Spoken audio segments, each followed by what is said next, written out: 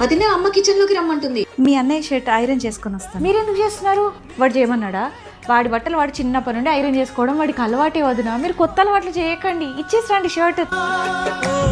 ఆ టీ ఎవరికమ్మా? జానుకత్తయ్య. అయితే పిలువు, వచ్చి తీసుకుంటుంది. నువ్వు అక్కడికి వెళ్ళి ఇవ్వాల్సిన అవసరం లేదు. ఈ చిన్న చిన్న థింగ్స్ వాళ్ళే చేసుకుంటారు, నువ్వు అలవాటు చేయకు.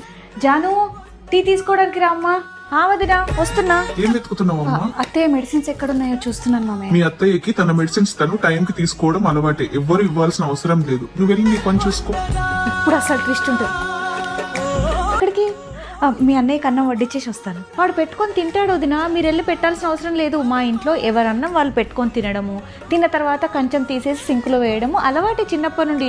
మీరు వచ్చి కొత్త అలవాట్లు చేయకండి. మీరు చూడండి, ఇది చాలా బాగుంటది ఇప్పుడు scene. Hello madam, that's okay. ఈ చిన్న చిన్న పనులన్నీ మాకు చిన్నప్పటి నుండి చేసుకోవడం అలవాటే. నువ్వు మా ఇంటికి వచ్చింది మాతో కలిసి బతకడానికి, మాకు సేవలు చేయడానికి కాదు.